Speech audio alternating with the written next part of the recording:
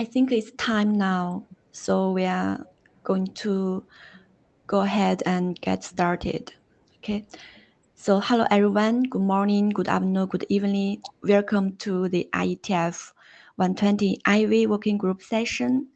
My name is Chu Fang, and we have my co-chair Daniela in this meeting as well. Unfortunately, both of us are remote this time. We asked Rob for help as the delegate. Thank you, Rob. So please be aware that this session is being recorded. Next slide, please, Daniela. This is the Note Well slide. Please, as a reminder, by participating in the IETF, you agree to follow IETF processes and policies. And if you are aware that any IETF contribution is covered by patents or patent applications that are owned or controlled by you or your sponsor, you have the responsibility to disclose that or not participate in the discussion at all.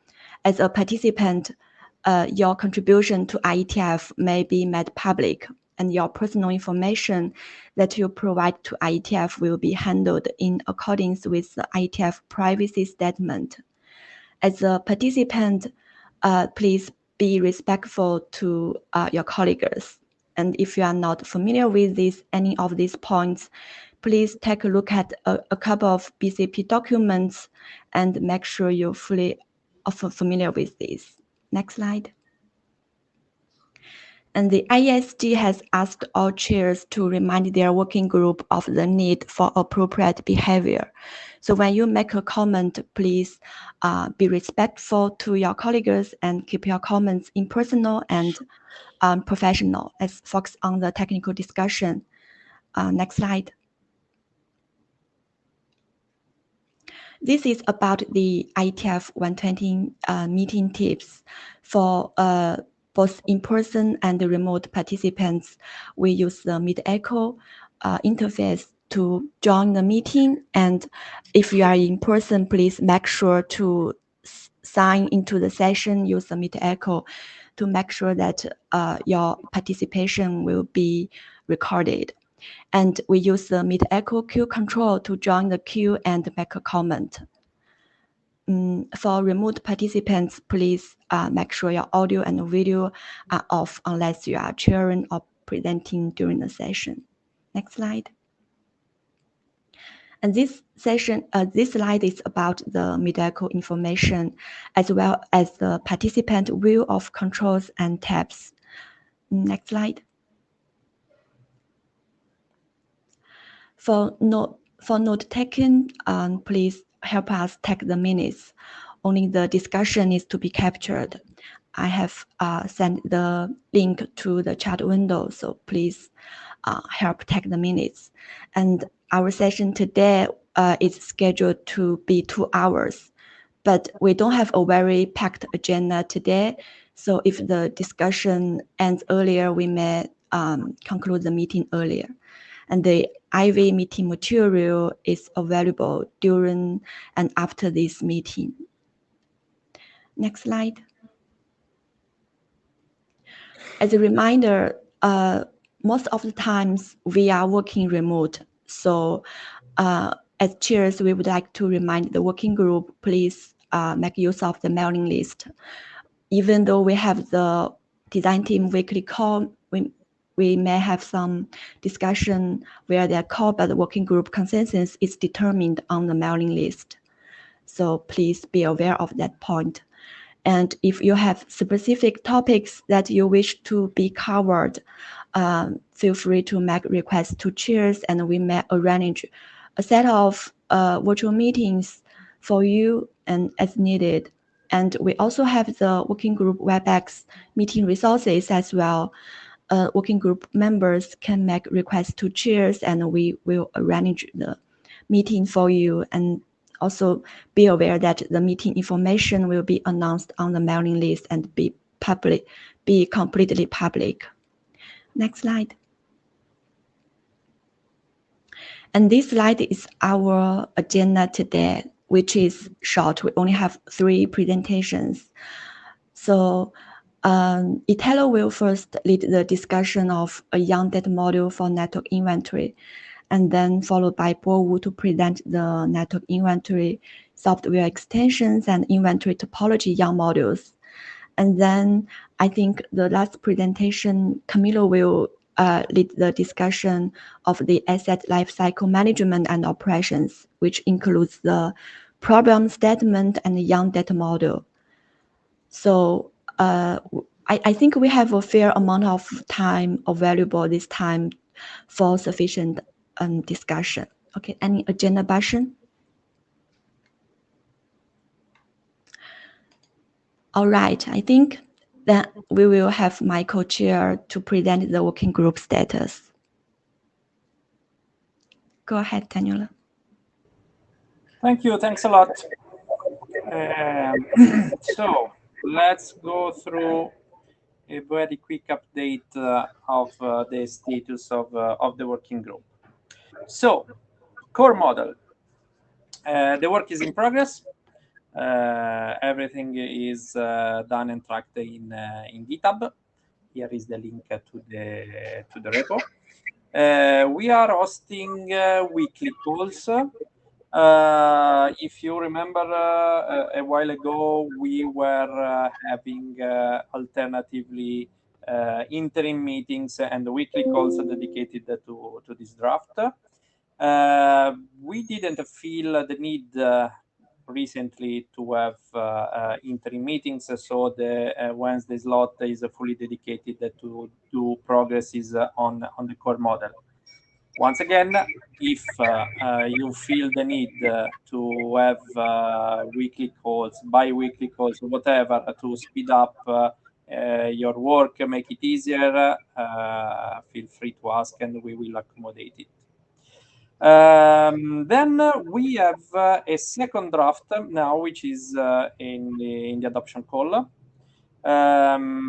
We made the mistake to call for the adoption very close to the IETF meeting, which is extremely busy for people to upload their slides, do the last changes to their drafts. So if the number of replies will not reflect the number of active participants in the working group, we will add an extra week to have people more time for review. But so far, I've seen quite many replies to the adoption call, so that shouldn't be a problem.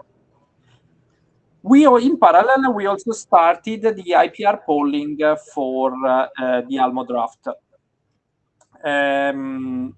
There we have a slot for the Almo draft today, and so I think given that we have a lot of time for discussion, we will be discussing about the future of this draft in that slot. So we will have plenty of time for that. Just a quick update on liaisons. We don't have any incoming liaison since the last meeting, but we have an outgoing one, which is a response to the BBF liaison that we received before the meeting in Brisbane.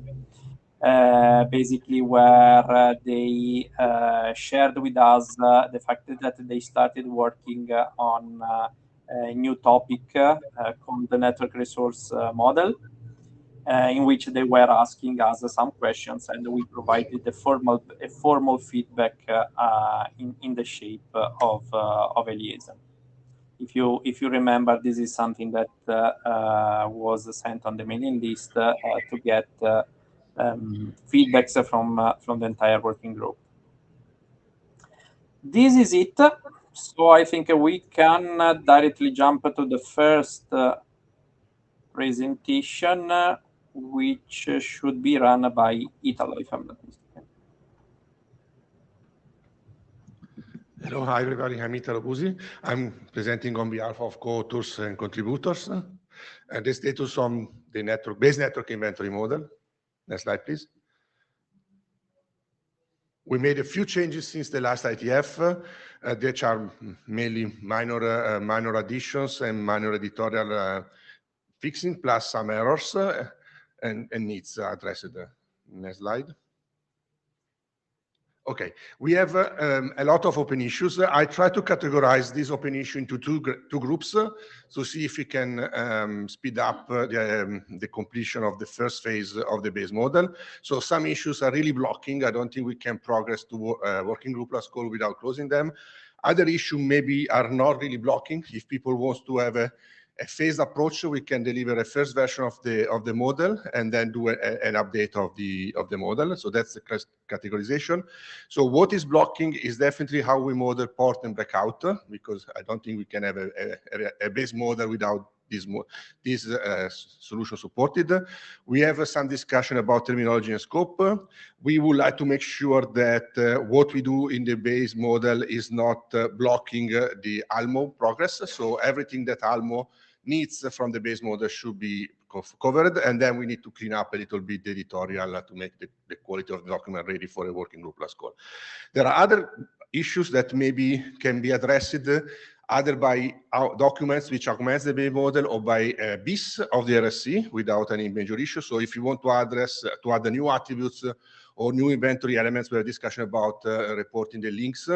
This can be done after the first round, or write operations can be done added later on. So we can discuss whether we want to have a first version which everything is read-only, and then discuss what can be read-write, because from read-only read-write is a backward compatible change. I don't see any major issue to do later. And there was also a proposal about a peer mount approach. There is another new draft similar in NetMod, which definitely we cannot address soon, because the work is starting in NetMod. So we cannot take that solution on board at this moment in time. Next slide.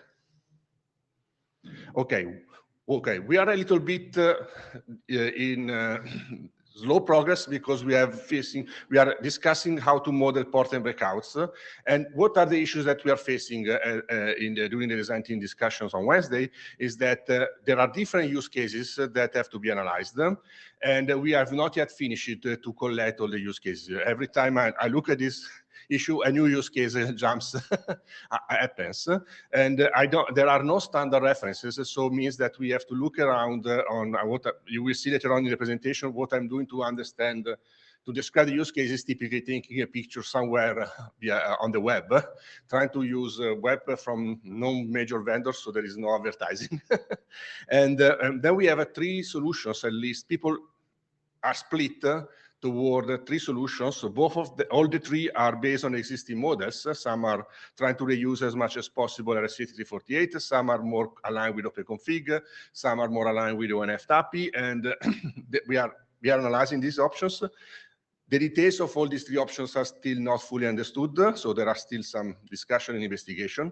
Plus, the terminology is a mess. Every time we try, there are terms which are used in different terms that are used in different use cases in different documents to represent the same thing. Sometimes the same term is used to represent different things. Transceiver and channel are two examples. The transceiver is sometimes representing the module that you plug in a card, but the transceiver is also a functional element, which is a pair of transmitter and optical receiver. And you can see that sometimes in the transceiver module you have more than one transceivers component.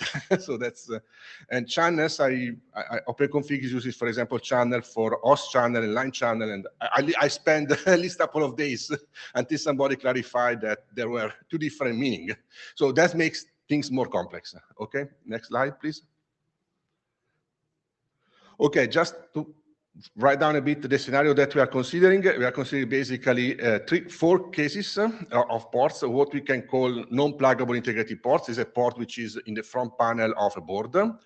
We can have an empty hole, so where you can plug in a module, an SFP, a so-called transceiver, or I use the term SFP module here, and which has a port. And the third case is where you have this hole with a plug-in SFP.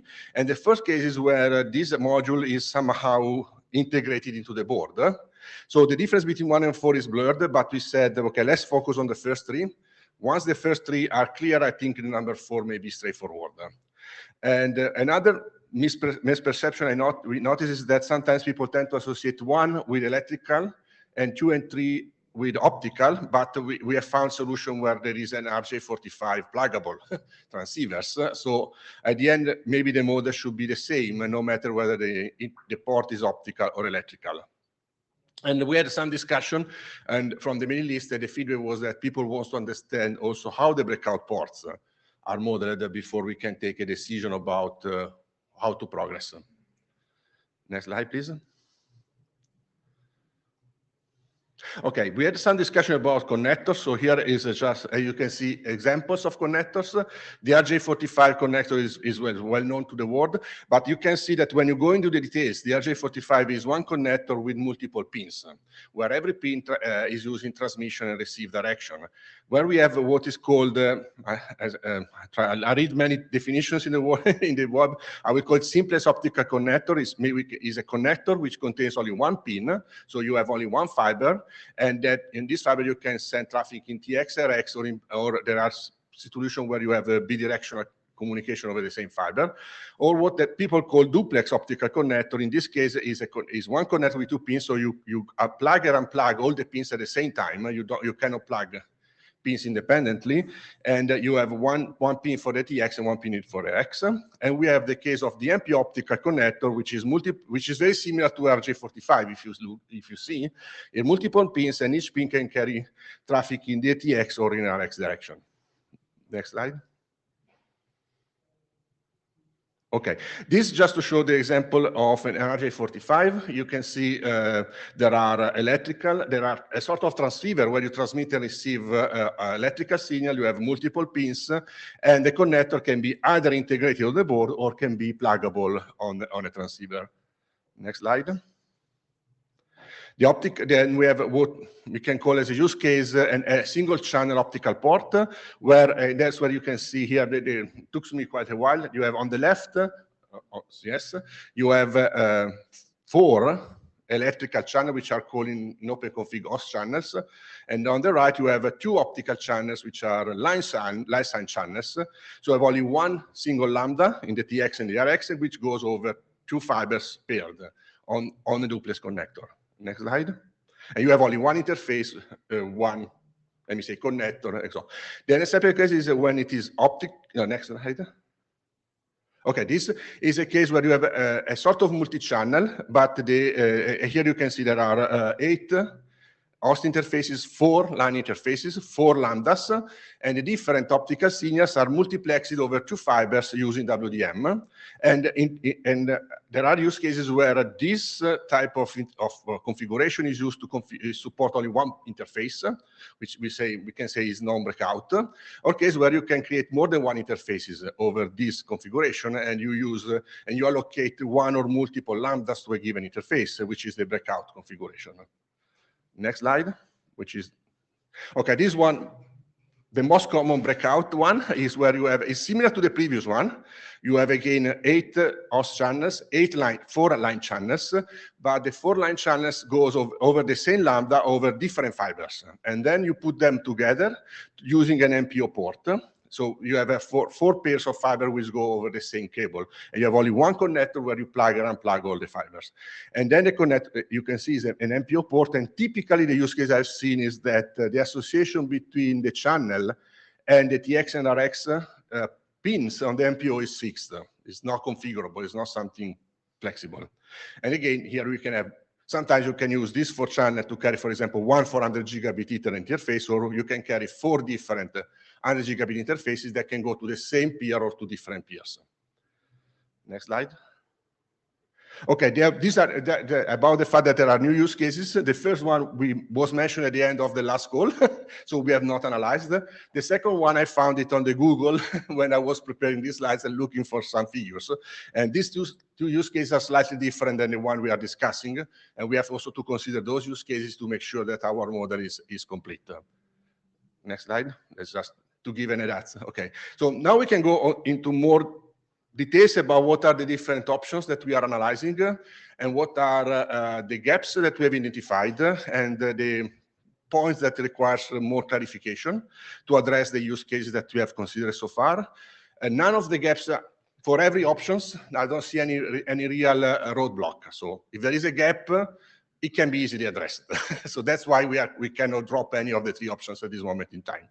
So the first one is using the 8348-like approach. In this case, we represent the whole. We start with a case where we have a pluggable port. The whole is represented as a container component, which is a child component of the board component. And the relative position is number 2, because it's, if you go back to the initial slide, it's the second hole on the port. And then under this parent component, we can put a port component, which, since it is the only port in the container, we can say it's only position number 1. We don't have any association between the interface and the port. And again, this is a gap that can be easily addressed, but is a gap. We don't know how to there is no solution to the 8348, what I think was developed earlier, so there is no indication about how to model the breakouts. And we have a doubt. I sent an email to the list a few weeks ago. How do we name, there is a common convention, especially in optical network, to name the location of the elements of the ports with this string, any slot, subslot, port. This port is the port number 3 into the slot 10, or is the port 1 into subslot 2 of port 10? My understanding is that the common practice is the first one, but port number 3, but it's not easy to derive this string from the information that you have in Yang. While in the other case, you can see that can quite be straightforward. We have a doubt whether to model or not the connector type, and also the models, the attribute. There are no specific models, so we don't know whether the attribute of the SFP models should be Go. And we have also some discussion where we need the slides, because some people like me think that the model will be a port component under a container component. Other people told me, no, it should be a container component which contains a module component which contains a port component. You can go to the next slide, please. And I forgot to send an email to NetMod. Sorry, I was too late. But when I read the definition in the 8348, I have to admit that I cannot say I was right, but I cannot say I was wrong. The definition of port and modules both are compatible with both interpretations. So it's not very clear in that scenario whether under the container component we have to put a module and then a port, or just a port. The only doubt is that if you model the SFP as a module, what is the port then representing? That's my doubt. Next slide, please. Okay, the second approach is the OpenConfig approach. In this case, the idea is that under the board component, we have a port component. And since the port represents both the integrated port as well as the hole where you can plug in the SFP, the installed position of the port component will be number 3, which perfectly fit with the string that is common practice today. And then the port component will be have a transceiver component which contains the list of channels, and then there are references from the interface to the port and to this one or more channels in the transceiver component. The list of the channels is the list of the line channels. You remember the use case before? We have 8 host channels and 4 line channels. So you reference which one of the 4 line channels, for example, in the R4, are associated with a given interface. So if you have a breakout, you can say, my interface number 1 is using channel 1, interface number 2 is using channel 2 and 3. So you can easily model the breakouts. And then you configure, but this association is read-only. The configuration is driven by the breakout groups, which instead configures which host channel has to be associated to a given interface. So the breakout groups, you provide some configuration that drives the creation of the interfaces and all the association to the port. Next slide, please. Okay. Okay, then we said that, okay, if the port is a single interface, so there is no breakout, you can just reference the port and you don't need to reference all the channels under the port. That will make simpler to like RJ45, where people don't list. It's one port, even if it is a multi-connector. It's not very clear because the OpenConfig is very optical, whether this model applies or not to electrical interfaces, electrical ports, so we need to figure out what is missing. And also there are some corner cases, for example, SR4, where you can have multiple connectors. I saw some advertising of MPO. That's the advantage of the MPO. You don't have to have 4 fibers. You can use one cable. In this case, you need to associate the interface with multiple ports. With OpenConfig, you cannot do because the interface, the reference is toward a single port. But again, we have to create a new model. Making a list, it's not a big deal.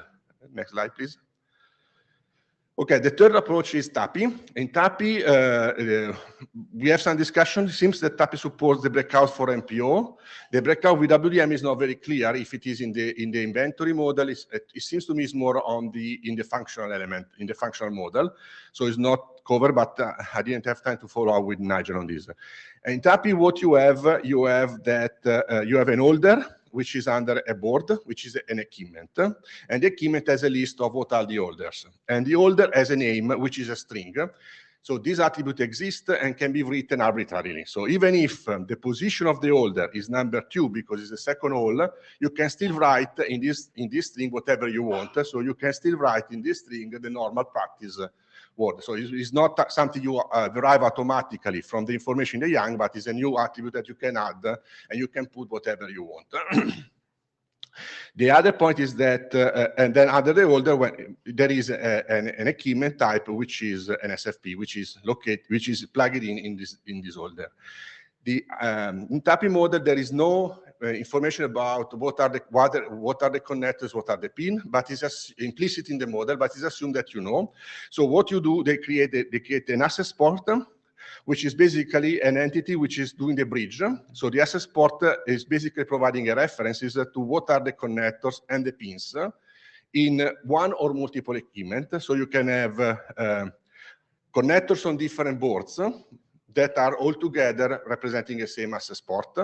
And then the node edge point, which is similar to interface, as a reference to the access port. So there is a flexible association between the logical entity, which is the interface, and the hardware entities, which are the connectors and pins. Next slide, please. Okay, the association to the pins is only needed, it can be done everywhere, but it's required only if you have breakouts. If you don't have breakout, you can associate directly an access port with a connector. And okay, and then it's not very clear, as I said before, how you model the breakout with WDM, so we need to further investigate this option. Next slide, please. Okay, then based on what we discussed, how do we model the whole when is empty? Okay, if you follow 8348, we will have a container component under the child component. In this case, is 1.1 because it's the first hole in the previous figure. And then you know that is empty because there is nothing inside. There is no child component for this container component. Next slide. The same for OpenConfig, you will have a port component. It will be in position number 2. So that you can easily derive the location from the position number 2.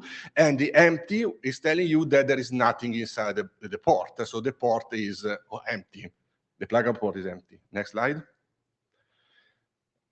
For TAPI is the same. You will have this hole is a holder name. You have to explicitly report the string in the model, and then there is no equipment inside this hole, and which is using this holder, and then you can understand this is empty. Next slide. Okay, about the non-pluggable port. Okay, for 8348, we assume that it is a port component, which is directly under the board. And then, since it is relative position number 1, in this case, you can derive the string, and there is the same gap as before. So in this case, you don't have a container because it's not pluggable. Next slide.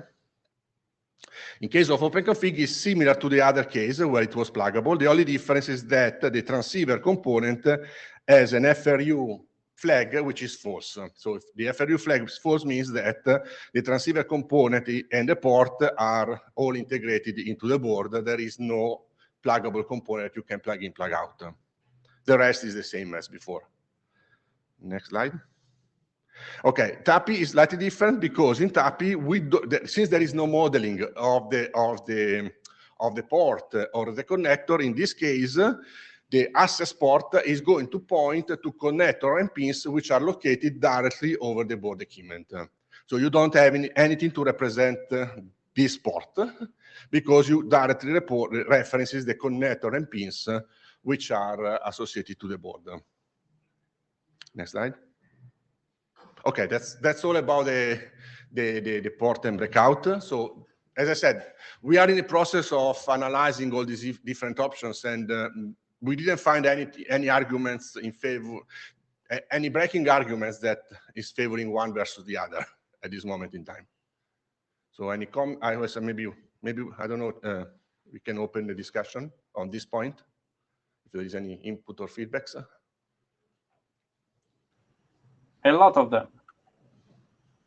Joe goes first. Thanks. Joe Clark, Cisco. Thanks, Italo. Very thorough description. I was going to ask if you or the team had an opinion, but you just said you're still analyzing. My opinion is, so as I was watching your slides, I was thinking, man, some of this feels way too complex.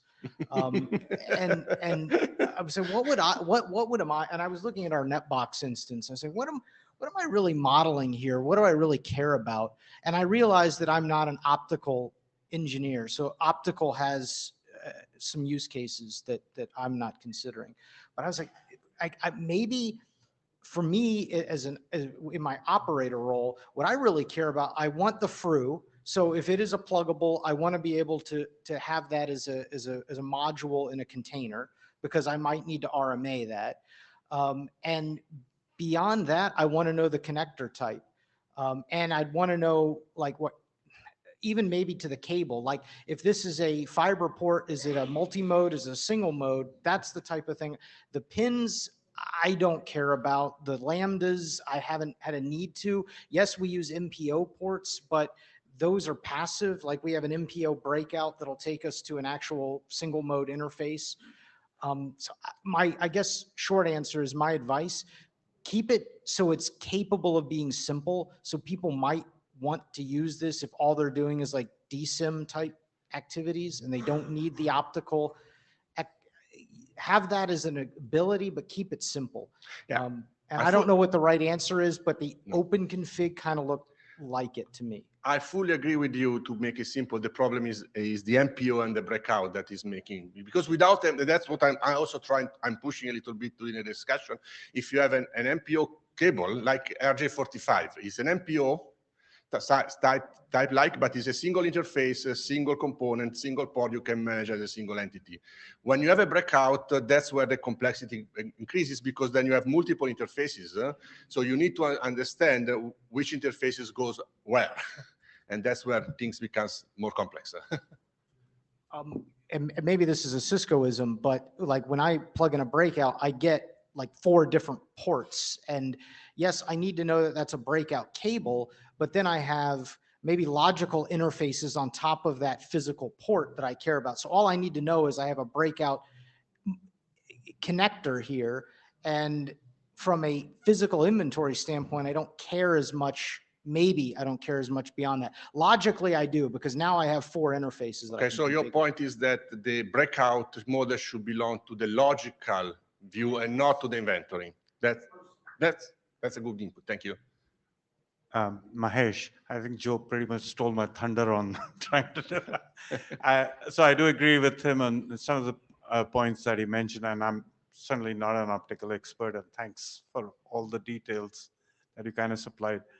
I agree. I think from an operator perspective, you're probably looking at being able to define things at a RMA level. You know, okay, is the port empty? If it is not empty, what is plugged into it? So that's one level of identity. And certainly you showed how one could do that. But beyond that, I was putting my operating system hat and saying, how does the system look at it? And I think if you look at that, that's a logical interface. So yes, there is a physical interface, but it has a couple of logical ports on it, and there's a numbering scheme behind it. I think there are several variations. I was going to log into my system to see what exactly it is on our system. But certainly that would be one way to kind of do that. I had other questions. unrelated to some of these slides, but I can come back to it because I think you went past them. Okay. Thank you. Hello, Camilo from NTT. I first will apologize because I think I opened that kind of worms of breakouts. I really apologize. No, it's okay. No, it was we a- really need it. Yes, exactly. I will give you an example. For Nokia and Junos, you do need to know that a port is breakout because you need to configure it before. Maybe not for Cisco, but for those you need it. So it is part somehow of the inventory, though. We need to know it. I'll let you guys discuss where, but we just need to know it. So first, this is a lot of work. I think you're becoming an expert on this field. I cannot follow it. I cannot follow it. So more than a question, I think is what do you need from us? I mean, so that you can keep deciding what's best, because I cannot also give you an opinion. I could give you examples of anonymizing it. I can give you examples of how this stuff looks on OpenConfig in Nokia, Junos, and Cisco, for instance. I don't have a Huawei at the network, but we could do it. We don't have probably very big corner cases, but I don't know if that's helped, because maybe seeing it, how it would look in different models, you can make a decision better. It's becoming too abstract, at least for me to give an opinion, because I really don't know. It's becoming too hard. Anyway, that's it. Thank you very much. It's a lot of work. Okay. Yeah. So I'm also struggling to understand what's the best option. And one option is to follow what John was suggesting, is to say the breakout is something in the logical domain. So from a physical from inventory perspective, what we care is we don't see the breakout. I have only a couple of comments on both Mahesh and Joe. These use cases are driven by the optical technology, but are applicable also to IP routers. And that actually what I know is the breakout is more used on the routers than on the optical devices. And the second comment, I don't remember now. Okay. Don't remember. Okay. You will jump back.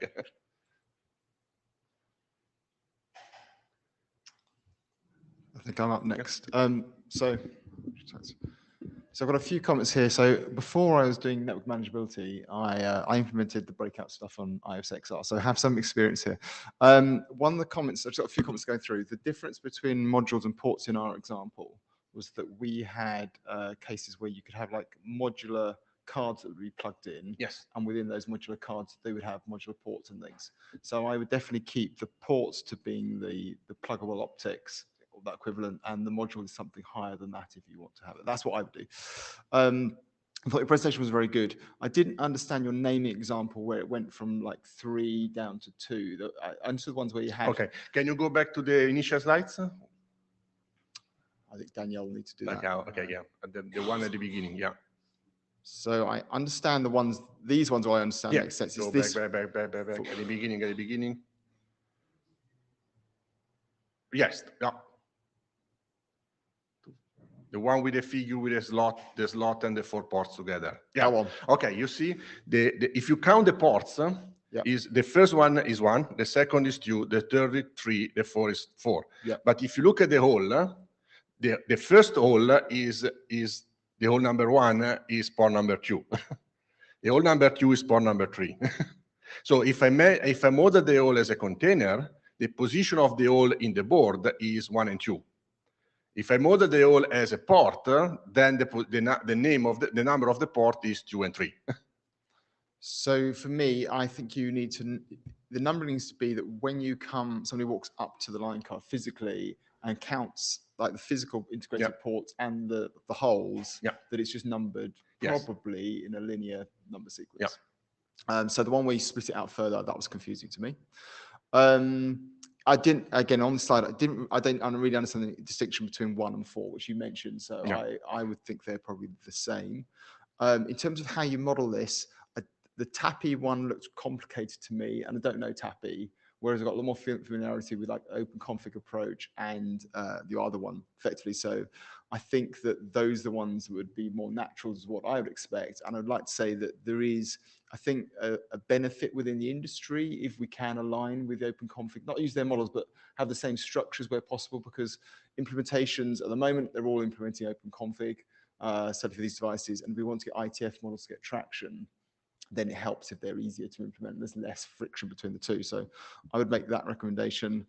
And I think there was a comment about whether you should see breakout in the inventory, I think it probably should be there at some level. You want to know that you've got a breakout, either configuration or port or cable connected there. I think that's useful. But the details of the interfaces below that, I can see that can be done separately, logically. So I think there's a little bit in here, maybe. Yeah. Oh, you jump in my mind. The second comment I was forgetting. The breakout cable is hard to know from the equipment. Because I have an MPO connector. I may have a breakout interface, but I cannot know whether the cable attached to the connector is breaking up. So the different interfaces are going to different peers, or is not breaking out. And so all the interfaces are going to the same peer. I don't know. From an equipment perspective, I don't have information about that. So we have also an open discussion about modeling the cables. Yeah. then you can see the cable as a breakout. But when I look at the equipment, the configuration, I can't tell whether the port is breaking out into multiple interfaces, but I cannot tell whether the cable attached to that MPO port is breaking out in toward multiple ends. Because the cable doesn't give you any information, it's passive. Exactly. Yeah. And so if you wanted to model the cables there, that it's going to be through configuration, and you don't know whether it's actually right. So so it's slightly different. I think that was. Oh, and the last thing, I agreed with both Mahesh and Joe in terms of trying to keep it simple. So I prefer solutions where you've got a box with like ports number 1. Those don't have extra layers in if they're not required. I'd like those to be modeled simply. And when you've got the ones where it's pluggable, you create the extra structure. So it's not the same everywhere. That's what I would do. But I appreciate there's multiple ways to do this. Thank you. So it's my time. I tried to split my contributor comments from the chairman comment, but I think I messed them. So I'll make all the comments together. So whatever option you choose among the 3 that you explained, you are right, in the sense that here we are speaking about a network model. So something that sits on top of a piece of software, let's say an SDN controller, which most likely will manage devices from different vendors, different releases, different things. So it's extremely likely that you will have OpenConfig, RFC 8348, and other implementations. So and many vendor-specific implementations as well. and a lot of proprietary stuff, exactly. So again, whatever option you decided to pick, you're right. There is no wrong option. If I can echo some of the comments already done, I would go simple. And from that point of view, the OpenConfig one seems to be the simplest to me. But this is part of the contributors' comments. OpenConfig is also extremely widely deployed. So you are saving some effort to the SDN vendors in translation between one model and the other. So my suggestion would be to go for that. Speaking about the simplicity, I spoke with different people, not just in these days, but in the last months. And the most common feedback that I get is that this is an extremely useful work if it comes in a timely manner. So we are engineers. We always try to cover all the possible use cases, from the one that is 99% of the cases to the very niche one. I would suggest to explicitly not cover some use cases. And in the draft say, with this model, you can cover these 8 use cases. We recognize that there are other 10 use cases and address them in a separate document that can update and augment this one. But in the meantime, we manage to progress a document that covers 85% of the use cases out there. Is not perfect, but is usable and can be deployed. So this is my suggestion. This also, so again, back to the network model. So we expect to have this model on the NBI of packet controllers and optical controllers. In many cases, they are different controllers because the industry is going towards the hierarchical approach with an IP controller for the IP network and the optical controller for the optical network. So just sharing a loud thought here, nothing more than that. Would it make sense to split the model between a packet model and an optical model? I'm not sure about that. It's just a loud thinking, so take it as is. That's it from my side. Okay, Daniel, just a question. Okay, yes, that's why I understand the pressure to deliver as quickly as possible the base model. That's why also I split the list of open issues between what are required, what I think are blocking for working group protocol between those which are we can maybe postpone to a second release, because we can always do a bis. So are you okay if everything is read-only, for example, because we can reduce a lot of use case of scenario? Okay, good. Yes. About the second comment on the splitting between optical and IP, I don't really see in this discussion anything which is specific to IP or specific to optical, because even if the big complexity that we are managing is the optical SFP, that this issue is the same no matter whether this transceiver module is plugged in over an IP router or over an optical device. So I don't see how we can solve by splitting this problem, because it's due to the flexibility of the optical component, but it's the same no matter whether you plug them in IP or in optical. As I said, that wasn't a comment after some cycles of thoughts. So yes. It's okay. No, I want you just to let you know that. Yeah, okay. It's fine. Who's next? Oscar.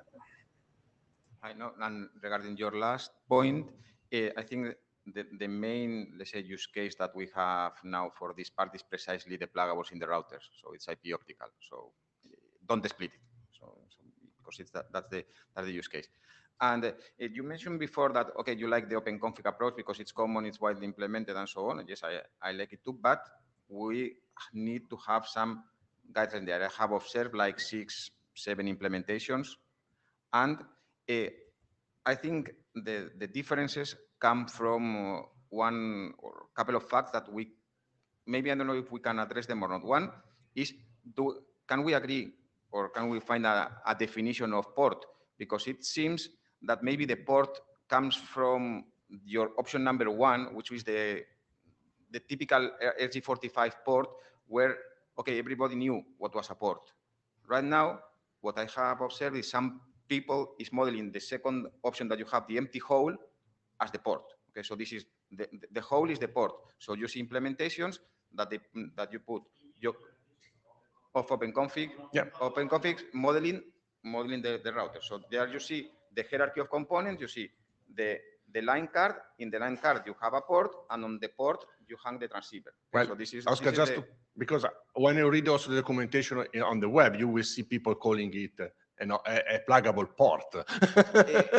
And yes, you can see the 1, 2, 3, 4 ID that I was mentioning before, written sometimes in the front panel of the hardware component of the board.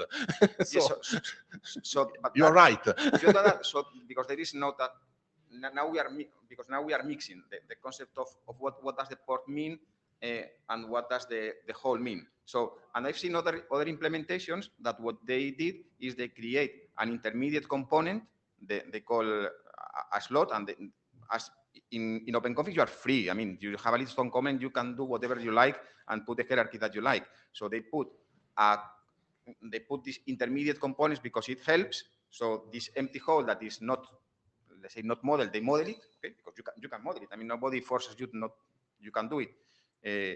It's not in Cisco. In other implementations, they put this empty hole, and in this empty hole, you start putting the transceiver and so on, and then at some point, the port appears, and then the interface is related to the port. Now, now the thing is the relationship between the interface can come at a later stage.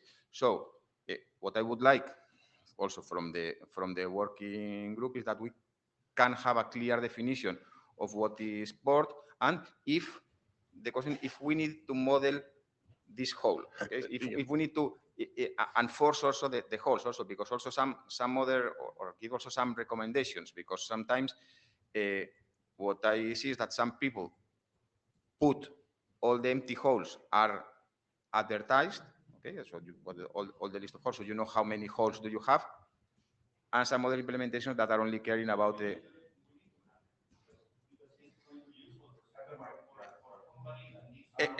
exactly. So then put that, then we can give that, I don't know, at least recommendations. Okay, No, because well, okay, they then we you can cannot discuss force, on but the we give on recommendations. the fact that you need to report the MTOs. I think it's not only for the so-called ports; it's also for the slots. Exactly, it's in general, but yes. nobody has forced anyone to. Nobody Yeah. puts you a gun to say, "Hey, advertise them." Yeah. But maybe at least if we are We building can a make some document, recommendation in document. Yes, yeah. But in any case, let's try to agree if the whole. Yeah. We, Actually, we want to still call it port, or Well, we want to call it a whole. Okay? Yeah, actually, Oscar, one of the arguments I heard by the people who wants to model the whole as a port is exactly the one that I want to report all my ports, Yes. even if they are empty as a port. Yeah, even there are holes there in the. That's the port. box, It's a and pluggable port as it's empty. That's that. I mean, as I said, that's one the view of those who wants to model the whole as a port. Other people say no, we want to have a consistent view. It's an hole. We want to have a container every time there is a hole. So. And I agree. Daniel made a good observation. There is no. It's modeling. There is no right or wrong. We just need to agree on what we want to do. So for me, even if we are, let's say, consistent with OpenConfig, I would like to have, let's say, a common set of recommendations also. What is your suggestion? What is your proposal? That whatever proposal you find good, also bring to OpenConfig to say people, hey, people try to align in the way to model, because even, as you say, even you have a little component, people can still rearrange them as they want. So maybe what for me it's more useful is giving guidelines to implementations and agreement across the industry on how to relate the components. I agree. And whatever option that you say, I agree with So Daniele. you don't have a preference on the fine. option. You like the option to be clear, and then maybe Yes. we can feedback this to OpenConfig. I remember Victor and Sergio made a comment to make also a feedback to IETF48 as well. That I think makes sense to feedback back to those who do the device model. But first we need to agree what is the preference of this working group. Exactly. But then, as with Daniele, the different options are all valid. I don't see that they are bad. It's just sometimes it's even personal preferences. Yeah, I agree. The point is we are not able to converge on one. Hi, this is Kent. Thank you, Italo, for the nice, thorough survey of all the existing models. One that I didn't see you mention was the SNMP entity MIP, which is like 20 years old. And I mentioned this because it was around back then, 15 years or so, when I was at Juniper, I did this kind of thing, and I used it as inspiration because there was nothing else to go off of. And then if you want to bike shed a little bit more, they use the word enclosure, I believe, is the not whole or port. But it was, and also we did model the cables. Like, but the thing is, you model the cable, it's like a physical device. It's like, it is like, you model like a device, not like a link. But then you, in your topology model, you have to link it. So the one side of the cable has one link, and the other side of the cable for breakout, and there's individual links, and they all have to be linked to the other side's ports. So thank you. Okay, maybe we can talk offline. We can see how to do that. It's okay if SNMP MIB can help us. Why not? Mahesh, I was going to ask the chairs to see if there's, you want to have a poll to just try to resolve this, or do it on the mailing list, but do try to close on the issue. Let's not drag this out, because believe me, there's a whole lot of discussion on port/whole numbering, from whether it should start at 0 and 1. But hey, I'm not going to throw that in at this point. What I want to, if you could go back a couple of slides, or maybe the slide before this. This is on the work group. I know Daniel is busy. I think there was some you had a question on, I don't want to say it's schema mount, but some kind of mount Yeah, draft that you're somewhat dependent on. You're right that I think that's an issue that probably will not see a resolution. My question to you is, what is the impact to the document? Are you still able to make progress, or are you going to get at some point blocked on that particular aspect to be resolved? No, at this moment in time, we don't really depend on those documents. And what we are doing, we are basically reusing the definition from 8348. Maybe we can, if you go and reopen 8348, we can maybe define some groupings and then reuse the groupings from 8348 to keep alignment, maybe simplify our life, and we don't have a dependency on this on the schema mount, not the schema mount, the YAM mount. Full include. Yeah, exactly.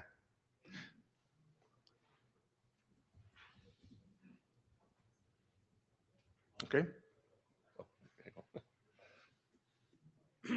Well, this is more, I mean, looking at the discussion and the detailed presentation, and like something that came to my mind, and because it's an ongoing discussion that we are having with the ALMO modeling and all the like, is that might be that we should consider some kind of, I mean, alignment of the styles in modeling, because to my view, this analysis is extremely good, and I will keep this slide deck for I guess I'm gonna find several places to reuse them to illustrate how complex the world can become.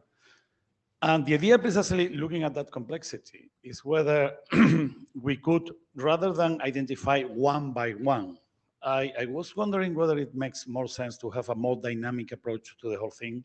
So what you have is, well, those holes proposed by Oscar, and then having some kind of changes of the status that you can have there, which is very much like the same approach that we're trying to follow when we're talking about the features and entitlements in ALMO. I'm not saying doing the same or using the same names, but probably trying to follow a similar pattern, because that would allow, if in the future somebody comes with, I don't know, think about quantum connections that can be in very strange states of have 3 pins instead of 2 because one is for the entanglement maintenance or whatever, would allow us to consider this without completely changing the schema. Just, I mean, I know it's very philosophical, it's not anything concrete, but it's about thinking about that, and probably we could agree in certain design patterns for this and for the future. Maybe we can look at the design pattern offline too. So trying to understand how this gentleman in green. Okay. Is no, you are there. You accepted your guilt for starting this. Well, just to mention for completeness, what we discussed also was another option was to have in the inventory only what is installed. So exactly, you will see a port under the board, no matter whether it is pluggable or not pluggable, and then to have another parallel model where you represent the capability. Because when you look at this board, you have to say that there are four holes, for example. But the fact that there are 4 holes is not because you have this board is law number 10, it's because the board is of type X. So all the instances of this board, of this type of board, will have the same set of capabilities. So the idea was to have a capability model where you describe but let's go back to the discussion of Daniel. That will make the capability model is not trivial. Anyhow. No, for sure. We are suffering it. Exactly. So then the idea was that we don't report the holes, we just report the components. There is no more container, there is no more holder. You just report there is a port in number 1, and which is not pluggable. In number 2, you don't know that there is an empty hole in .2 from the inventory. You know from the capability. And then in port 3, you see there is a port which is pluggable and is there. That was one option, but we said that will make a dependency from for the whole model from the capability model, and seems to be too long path. So yeah. No. Here is probably would be something in the in between. In between, yeah. I believe that this is what we are trying to we should have to have a look at the, I mean, from both sides, to the ALMO models and to this, to try to, let me say, to try to share the style, not necessarily the. Change the pattern. Yeah, and I take your comment. Yeah.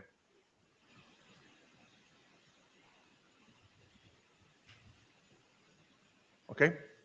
Maybe we can move on to the terminology. No, I think, sorry, yeah, so I think I've got a.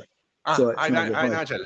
Sorry, I can't be with you guys, but I had a few points. I want to support a couple of points that were made and then make a couple of other points. So separation of logical and physical is critical, but purely thinking about physical as something that can be measured with a ruler, not anything else. So if we can measure it with a ruler, then it's physical. If you can't, it isn't. I think if we can do that, that's something we're trying to do, and we've done in TAPI, and I think most of the other interfaces have done to some degree. Models have done to some degree.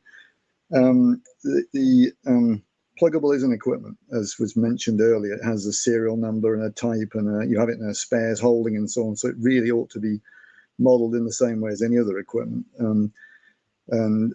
Essentially, the thing the pluggable goes in is a hole. So we had this in TM Forum, we had this solids and spaces concept where a space is a hole of any size. It doesn't matter whether it's small or big or anything else.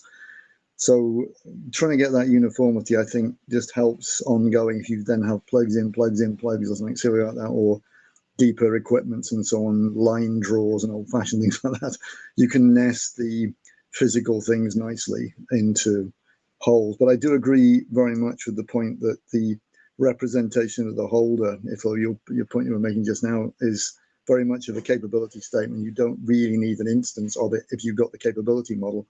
If you haven't got a model of capability, then you end up needing instances representing holes and holders and plug slots, we want to call them, because you've got no other way of knowing it. So I think it really comes down to whether we can do a capability model to then allow us to ignore the holders in the live instance model or not. If we don't have it, I think we need that representation still. Just one point on this split. The pins are only relevant if the cable is split. If it's not split, they're not relevant. It's just knowing there's a single connector on the plug is maybe all you need. But if they split, then you may need to know which pin the cable's on, because you may have some issue with the optics from that pin. And as Italo said earlier, this stuff is technology independent, so it could be a electrical cable, an optical cable. It could be in a packet device that's got no optics in, etc. It could be in anything. It could be some bus for some other purpose. Trying to get a model that actually represents that physical environment consistently, independent of the technology of the system. So I try not to split supporting Oscar's point. Try not to split the model, so you have a physical model for plugs for a optical and a separate physical model consideration for a packet or something else. It doesn't seem to make sense really when you get down to it, especially if we do the strong physical is something measurable with a ruler, then it doesn't. You can have any old implementation on it. So the pins are only relevant when it splits. And just back on that simplicity, just on the TAPI model, it actually is quite simple if you don't need to represent something. I know we talked on this in the calls, but not just now. So if you just need to say there's an equipment and it's got one plug with two pins and they're both being used for the same single signal, you don't need to mention the pins or even the plug. The connector, even the connector. Whereas if you've got some complicated case where you need to have bits of cable, multiple signals over various different things, and you're using some phantom of something to carry power and all sorts of things like this, or the point Diego made earlier about the need to deal with entanglement on a third pin. Those pins then have roles, and they may be important to understand. So, but if it's all being used, and you want to step right back, and as we discussed in the calls again, you want to step right back and use a very bland model, then TAPI can certainly pull back to look simple. But I think the other models can do the same. I'm just pointing out that simplicity isn't necessarily in the whole schema. Simplicity is in the usage of the schema, so you have to sort of use a subset for simple cases. And the final point, on the numbering, there's no reason why a plug couldn't have two connectors on it, a plug of a particular size. So we need to be very careful with the numbering of the ports, the connectors and so on, and the plugs, and mingling them up, because you may end up with one with two on it, in which case you've got to have some sub numbering or something. So I think you can't look at the faceplate of the card and go, I know how many connectors it'll have on it, because the plug may have different connector patterns on it and so on. So you can't number the connectors based upon what you think will be in the plug slot, I don't think. So you have to be very careful about numbering. There are two different numbering schemes. There's a connectors on the card and there are connectors on the plug, and I think they should be separate. So separate in indenting. That's all I had to say, Attila. But other than, I mean, good presentation. Thanks very much, Attila. Very good.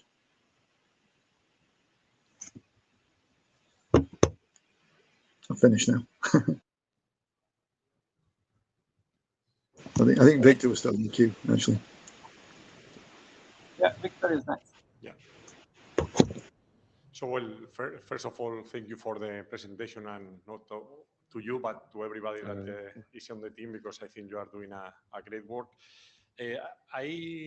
I'm not sure if you properly answered to Camilo, and he was proposing or asking, it would be useful from operators to deliver something to this, to the working group, to the activity in order to progress.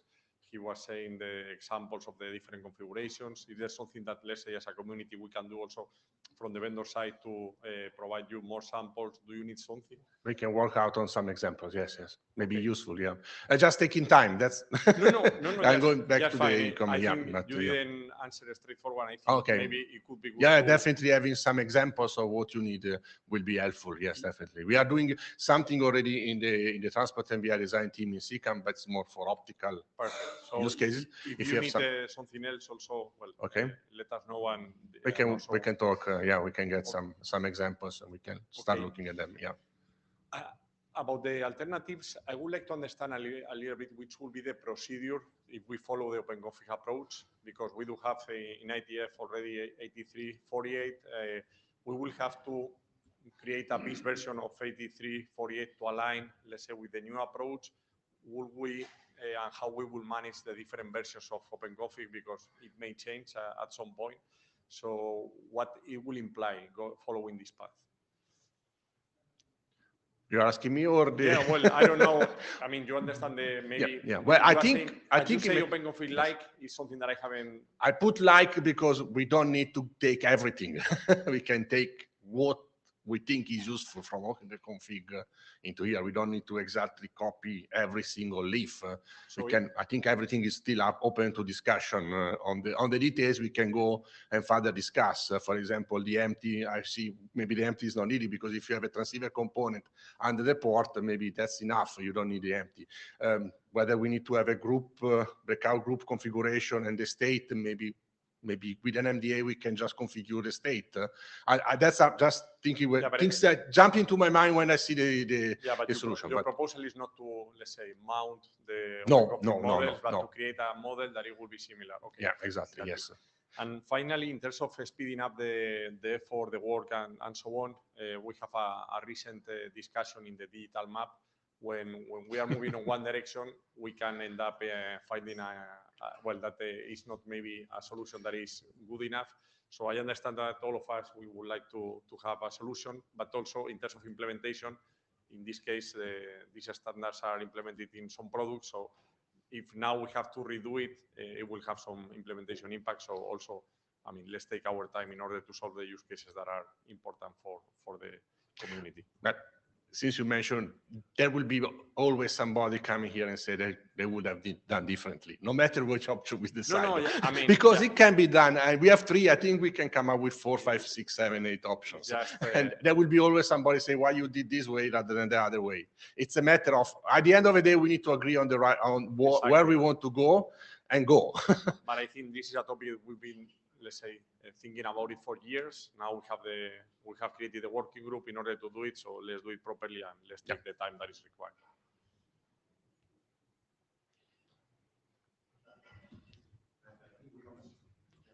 Who's next? Yes, Wim Hendricks from Nokia. So yeah, first of all, good work. The reason I want to share is basically I did a bunch of development actually in this work recently, right? And I also looked at, for example, this model. I looked at OpenConfig and stuff like that. Now, I believe if you look to an inventory system, what we talk about,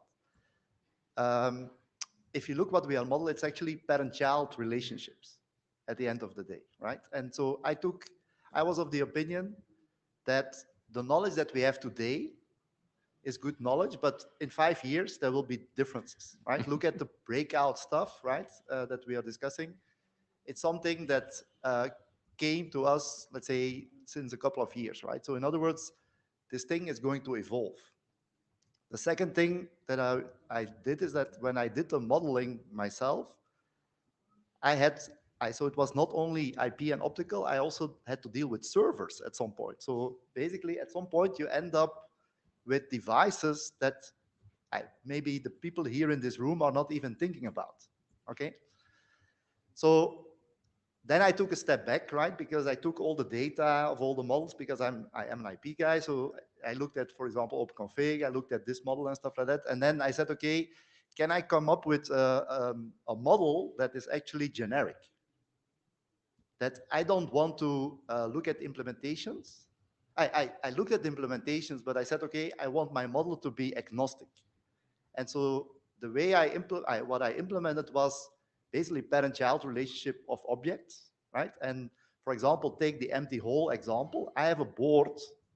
And so when you instantiate it, what actually happens is you look at the Cisco or the Juniper or the optical gear, and it has certain characteristics, right? And what is the characteristic of that thing? It's basically a board with a bunch of ports. And those ports are either filled in already, right? Or they are empty, right? So in other words, I have an object that represents it. And during the instantiation, you have the choice to actually, if it's a physical port and you don't have a choice to do a pluggability, it's actually configured automatically. And if it's not, then you have the ability to, let's say, attach another child relationship, which is in this case the plug, to that object. You see, so that was the concept that I basically inherited. And with that, you can actually do lots of stuff. And that would be my, let's say, feedback. First of all, I can share what I did and how I did it, but that's the philosophy behind. I said, okay, I even don't want to be specific to optical or IP. That was how I took a step back and said, okay, let's be very generic because it's actually as someone said before, we have implementation OpenConfig, we have vendor-specific models and stuff like that. At the end of the day, the inventory system shouldn't care, from my perspective, because we all have to be able to feed or plug that instantiation inside of that model, and we have to have the flexibility to be able to accommodate various implementations, right?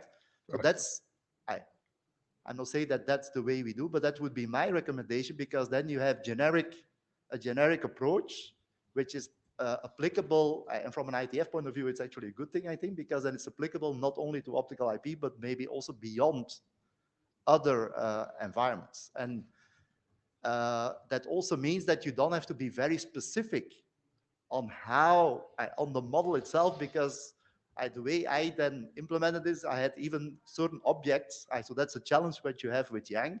You have to be prescriptive on the thing that you did. But what the way I implemented was like key values, and the key and the value can be an instantiation decision.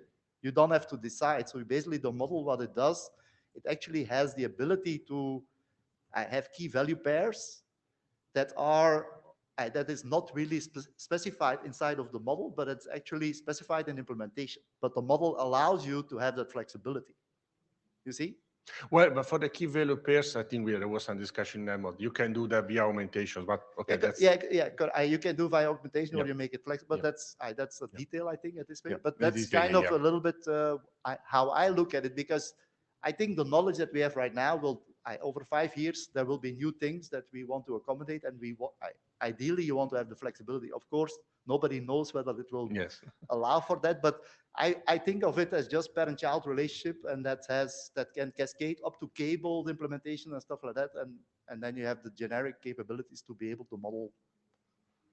At the moment, I'm able to model almost anything, even servers, storage devices. I didn't even think about them at the time. Okay. Or I didn't even know about it. Okay, maybe you can talk offline to understand the pattern. Okay. Hi, Oscar. This is a call for doing some joint work before the next IETF on some, or for the next hackathon, if we can work together to have, maybe we have several options also to have some implementation on the models. I already did some call for help to come to this IETF. I did not get much support yet, okay, but we have an open source implementation around that could be a good base, but that's. So you propose to have an hackathon with the 2-3 options exactly, implemented and see with concrete examples that we can see. We can see the pros, cons, because with the hackathons, it's the good thing that we can have some running code instead of just, I mean, I know you want to create, your argument, yeah. create the JSONs manually, but I'd like to have more people involved, not that you creating some I raised the same JSONs. question yesterday when we speak about hackathon. I'm okay, but we need to ask first how the result of, what is the result of the hackathon you are expecting to make a decision? So because the risk I see is that most likely we will find out that the 3 options are equally good. Well, but at least we will be able to see them. Okay. And I think it's much better when you are able to see and how complex they are and how okay, difficult they are. And assume that the hackathon shows you that the 3 options are equally good. What do? We will end up picking one. Picking one, toss a coin. Okay. Toss the coin. Okay. Toss the coin. Okay. I mean, that's. But at least you have more things to decide. Just as a proposal, just to. Okay. I believe also in running. Let's think about that. Yeah. I need to talk to the people because now we need 3 groups that develops the 3 options. So, or if somebody does not, that's the option that will be dropped. that's the argument. Yeah. Let's talk about that. It's me up. So just I've been making notes at the same time. So just a few comments. So I think Victor mentioned a balance between looking towards the future in terms of doing stuff and versus doing it now. I've just cautioned I agree in terms of it's good to look at the future possibilities and directions and things, but also I think it's also good to try and scope it down and get something done. And just having in mind when you're doing it is like, does this look like it's extensible in the future? So that's one comment. Wim was making a good comment about keeping the model flexible and generic. And I quite like some of that. I think having some flexibility in the model to allow different implementations to implement it differently is sort of a good thing, but it also adds complexity to consumers. It gives the whoever's sort of implementing the systems lots of flexibility. So I'd really like to see quite strong guidance, even if the model allows the flexibility to say, we envisage you model it this way, and try and encourage everyone to do it in a similar way, but still allow the flexibility if somebody puts an extra layer in that they can. Well, one option we are doing, for example, in CCAP is maybe we can do the model flexible and then do some applicability statements where we give some guidelines. For this specific use case, the recommended way to use this model is this way, which doesn't preclude people to do differently, but at least you can point to that and say, we do it this way, we are sure that everybody will implement in the same way. That's maybe. So yes, that's a reasonable approach. I would caution though, if you can do that, try and produce those at the same time. So because otherwise, if the applicability statement follows after everyone's implemented it, nobody's going to change. Yes, I agree. So that needs to come through. Yep. And in terms of hackathons and things, I actually think it's really good to try and get the running code and stuff with that. I'm not so convinced of trying to do like 2 or 3 different implementations at a hackathon. I would think it's more efficient to try and get an agreement on paper first, then try and implement that, and then see if that solution works. If it does, you're done, rather than doing 3 solutions. So that's my thoughts. Thank you. Hi, this is Kent. So I think Wim and I had the same implementation way back when, and the parent-child relationship is extremely flexible. I'd like to transition the conversation a little bit to maintainability and scalability.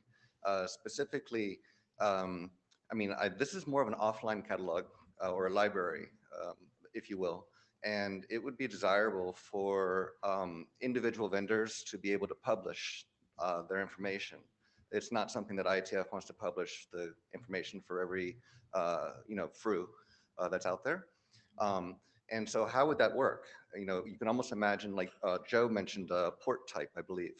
So what's weird is when I was modeling for Juniper, it'd have a pluggable interface module, PIM. So there's a hole, and the electrical connections inside that hole, sometimes they were very fixed to a specific kind of interface, but other times there were PIM modules that could actually plug into this hole with a certain kind of electrical connection, or a different kind of hole that supported a different kind of electrical connection. So it got very strange in that regard. As many-to-one relationships. IANA registries would be great for something like this to capture what is the identity of the electrical or the port type, if you will. Also, just last point, offline catalog is important because we wish to model the network prior to the existence of the network, like you can think zero-touch bootstrapping but on a larger scale, actually modeling the entire network. And so it's not something we don't want to discover at runtime all the time. Okay, good, thank you. Okay. So I maybe think we can Please, Italo. postpone the rest of the presentation for the mini list. Yeah. Because we are good discussion, but we are running a bit out of time now. Yeah, exactly. We have 40 minutes left and 2 drafts to go. So let's see if we have time at the end of the session. Otherwise, we move that discussion to the main list. Thanks a lot, Italo.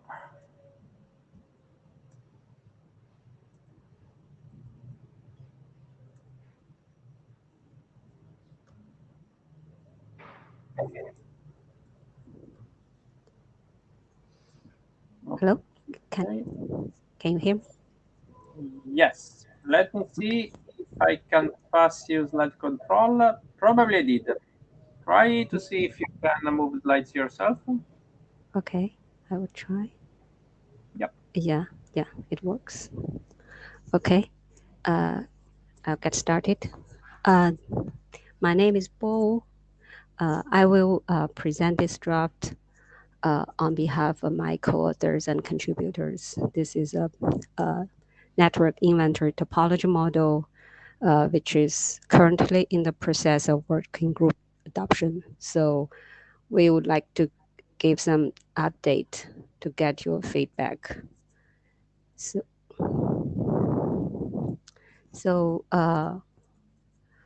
why this draft is useful? We think the goal of our draft just matches with the working group charter describes, which is item E, that is about mapping and correlation semantics, correlating inventory with existing IETF models. So in this model, the assumption is that given the inventory as is, and we just build connections.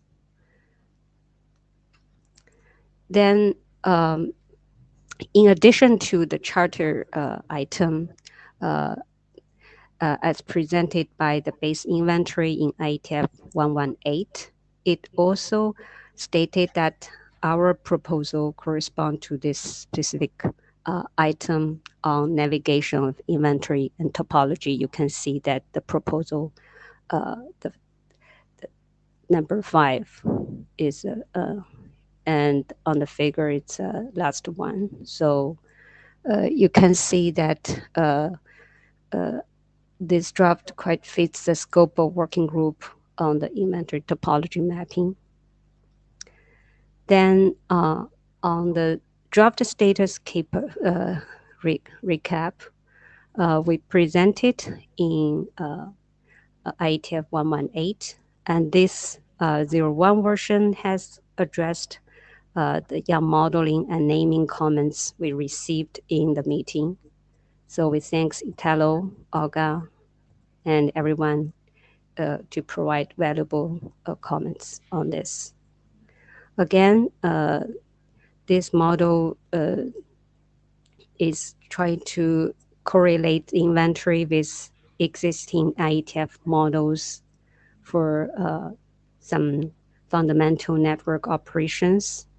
One example is about the service attachment points that in this example, like for the CEP interface, when deploying customer edge devices to attach to P devices, then there's a need to check the port resource availability. So this inventory can complement the SAP drafts with more of the inventory information.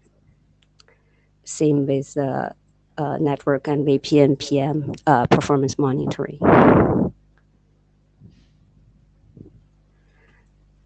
Then this slide is about the inventory topology model. So you can see that on the right is the model young tree that you can see a node of this inventory is mapped to the network element, and the termination point maps to the port component reference, and also the link we reserve a leaf that for future cable definition. So you can see on one hand, we build a mapping with the inventory, and we also, on the other hand, add some optional attributes of doing the mapping of physical interface or some system mount point with some configuration. So here is almost of this topology modeling draft. So now this draft is in the process of working group adoption. We think the model is quite simple and straightforward, but for the mapping attributes, we still welcome reviews and comments because we got the feedback this is maybe packet devices specific. So I'm Olga, do you have some comments on this? Thanks for Olga Havel, Huawei. Thanks. I think it's something that we really need, and I hope it will be adapted. So I'm just thinking about maybe two things going forward, hopefully after adoption.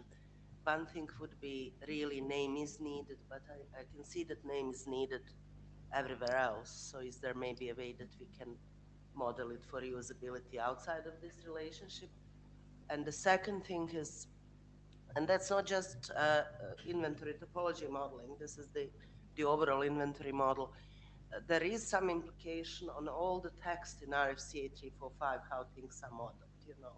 So this is not a change for your document. It's more like if you are changing RFC 8345 and doing this, then maybe we need to change the text there around inventory, or going forward in the future, say that whatever is said there in the RFC 8345 is not valid, because how they propose to model inventory is by augmenting nodes and network only and not links and TPs, and saying, you know, that inventory does augment them.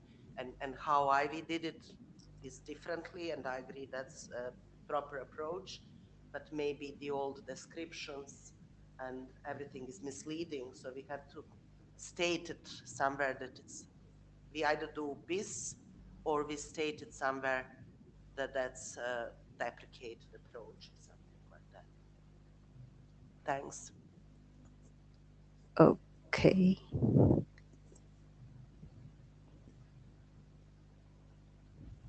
So if there's no more comments on this inventory topology, I will move on to the software. We have Iowa in the queue. Okay. Yeah, Bo, this is Iowa. Just a quick question on the mapping from the node to the network elements.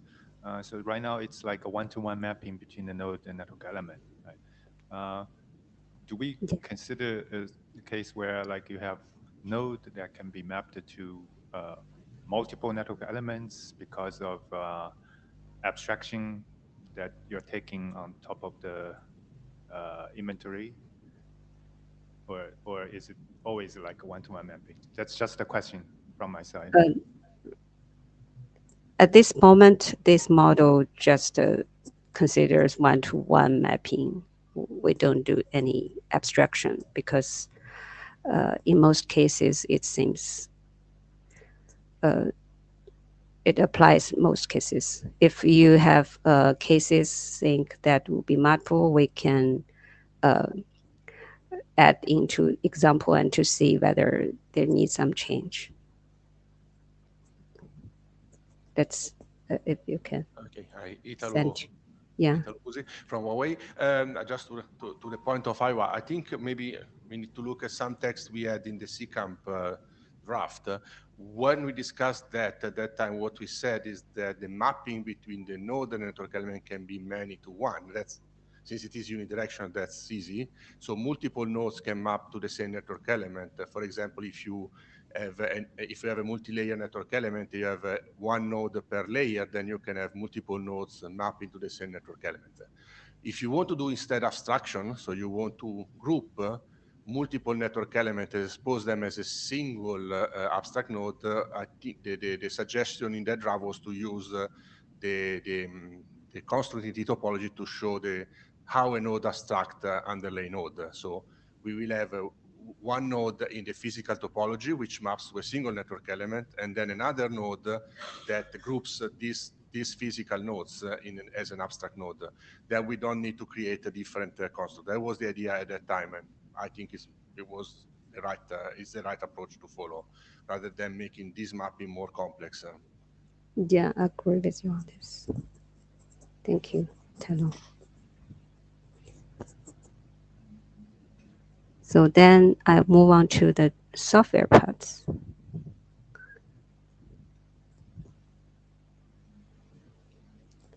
And for this software extension on network inventory model. Excuse me. Uh, Yeah, could you just go back there a second? It's been bothering me. This is Tim Carey. I okay. just needed to know. About this model? Yeah, yeah. I just need Yeah, to know okay. why did you feel the need to refer to the inventory model from a topology model and not have the inventory model itself refer to the topology? In other words, from the inventory to a topology instead of from the topology to an inventory. And it just goes into, if I have a topology, is it the inventory that would be would reference the node in the links, or should the topology reference the inventory? And you're taking the approach that the topology would reference the inventory, and I'm trying to understand the pros that you had when you made that selection instead of having the inventory reference the topology node or link. You understand what I'm saying? Yes, I quite understand what you're saying, but actually inventory topology is abstraction, right? It's not the physical thing. The inventory actually existed before the topology, right? Yeah. And then the topology is intended to build this connection with inventory. Then because with the current 8345 topology underlay overlay relationship, they can provide additional information to the overlay topology to retrieve some inventory information. Here, I don't show this figure that especially like service attachment point to allocate some port resources that can be useful in my So example. let me see if I can try to help understand. Tim, maybe one of the motivations is that if you already have a network, you have a topology already in place, and now you're trying to create an inventory out of it. Right. So I'm not saying that one is better than the or one should be preferred over the other, but yeah, can you plan all your inventory beforehand and know exactly where it's going to go? Or is it you first plan the topology and then have the inventory? Or are they just independent life cycles? When you're just coupling it, I'm a little bit worried about the coupling. So for me, I think that that's irrelevant to the model at the end of the day. So Wim, I just joined the queue. So because you have a model, whether it was already instantiated and then you discover it and then you populate the data, or whether you populate the data ahead of time and then figure out and do that, that's how you use the model. So that's irrelevant from the model from my perspective. So, and I believe, so in other words, how you use the model, so you have basically, from what I've seen, two ways to use it. One is you discover something, you already have something in a brownfield, and then you use it to populate this, versus I want to do a greenfield, I populate this data, and as a result, you instantiate something, right? That's the usage of it, but the model, that doesn't have a reflection on the model necessarily. Right. I think my question is, do you plan, you have an inventory, and then would you design the network around the inventory, or would you first design the network and then decide what inventory you need for it? Yeah, so in other words, there's the two scenarios. If you do the design first, then the inventory is a result of that, right? If you do discovery, you have already something, and then the inventory is a result of what you have, right? So these are the two ways of how you use it. But the model itself doesn't care.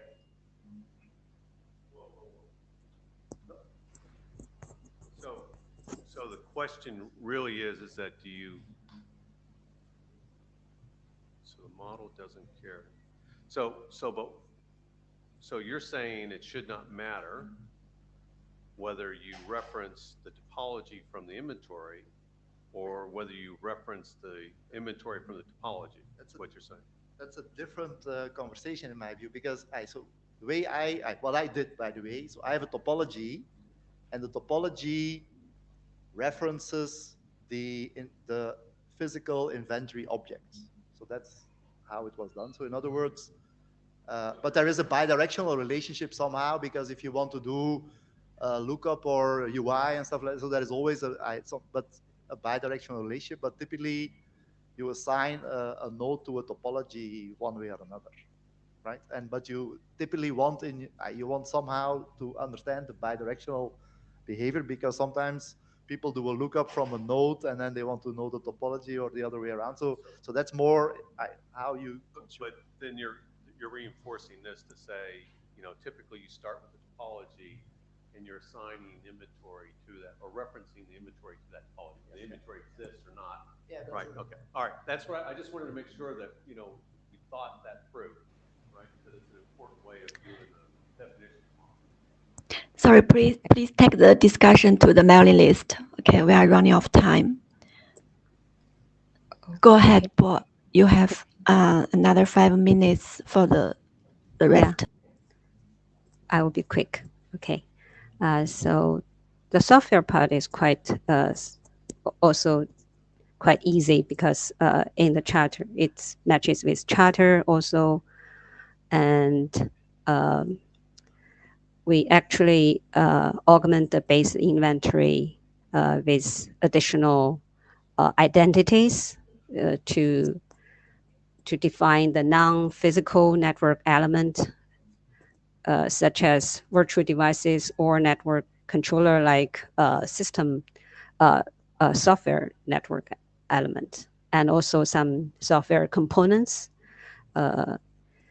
like platform operating system or some software patches.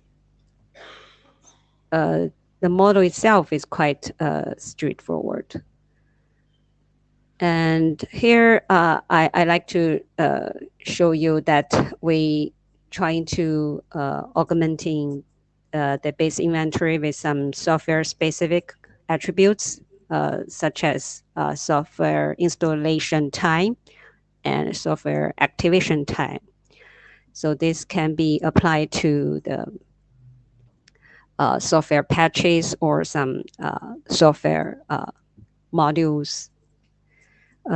We also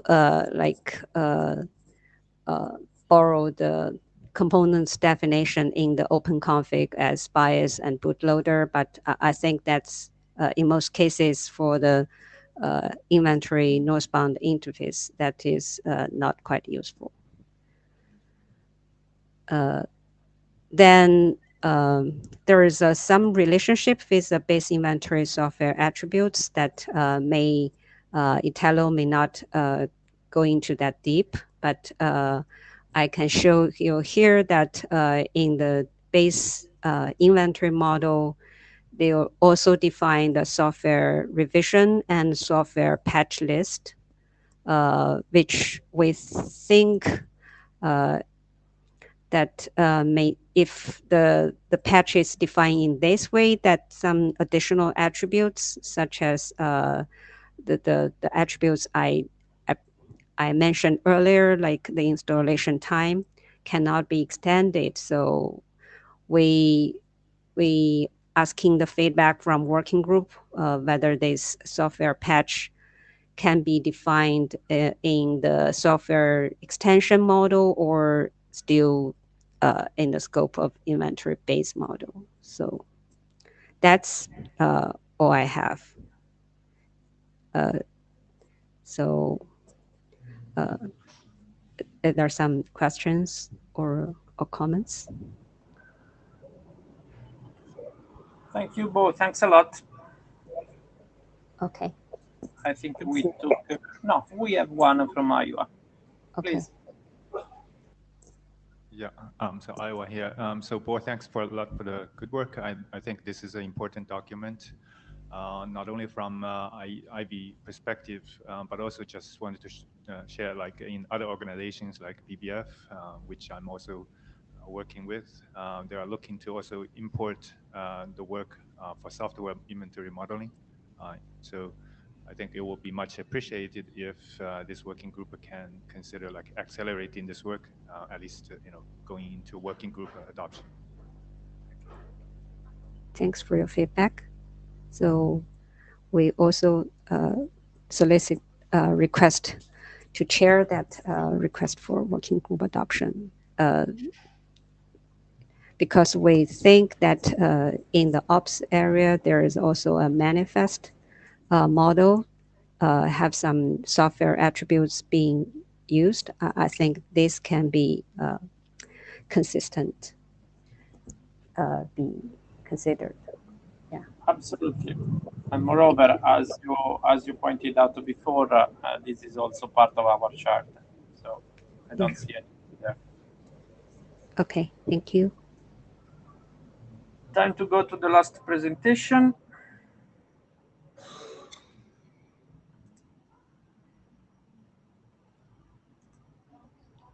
What's this?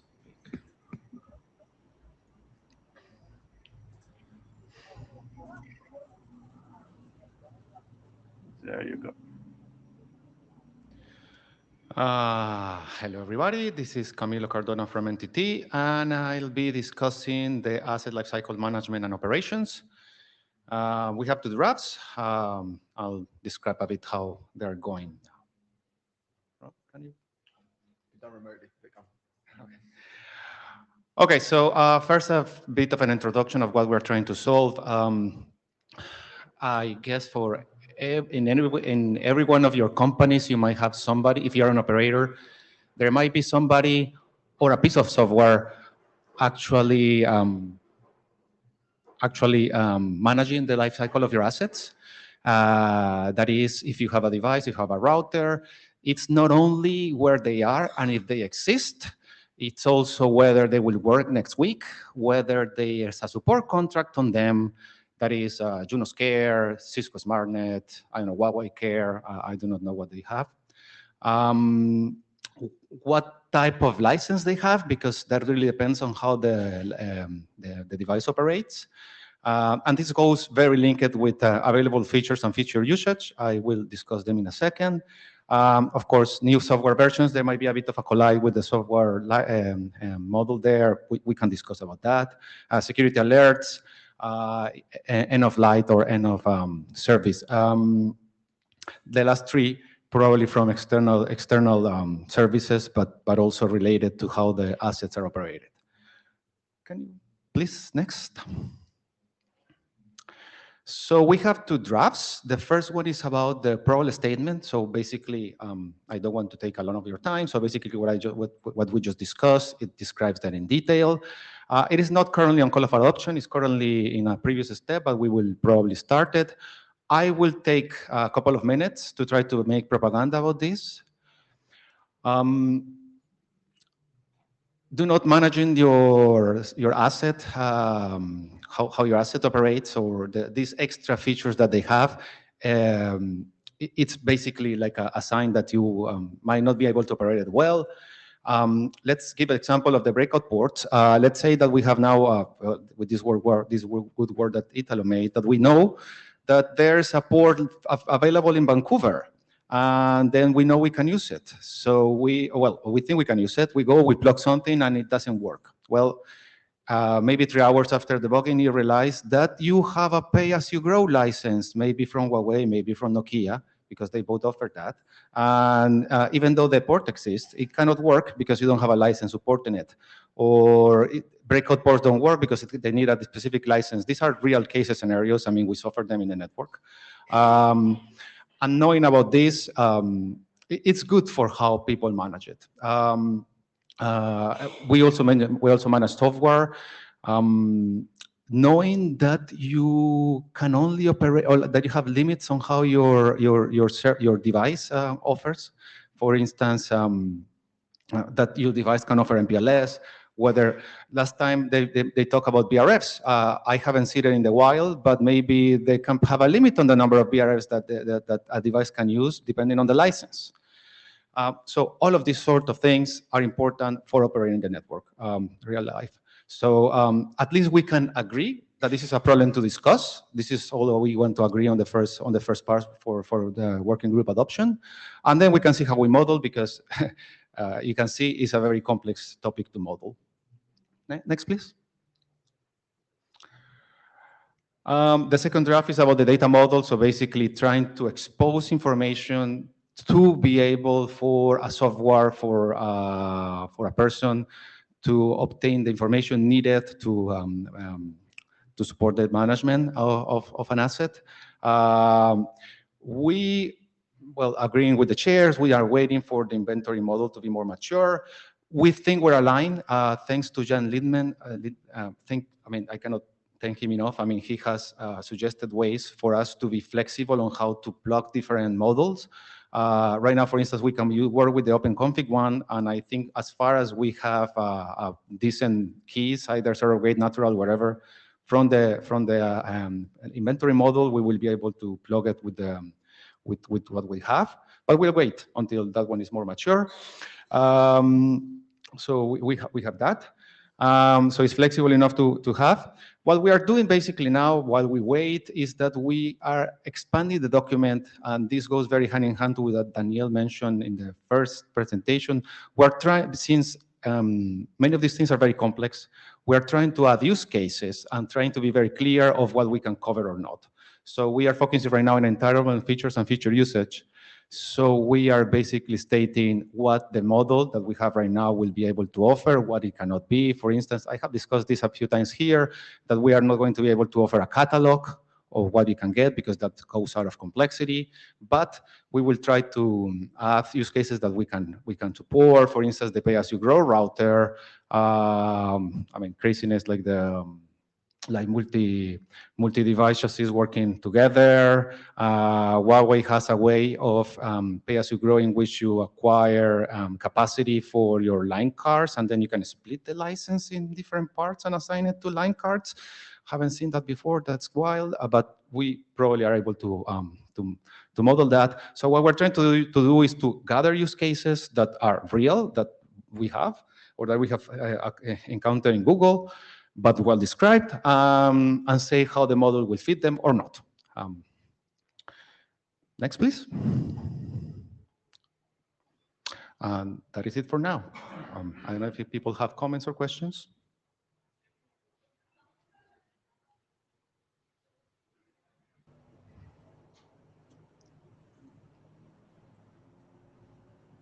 Since no one is speaking, I will.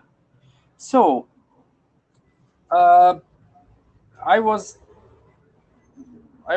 having a look at all the different items that are discussed in Almo, and if I look at the charter as of now, some of them are explicitly there, some others are not.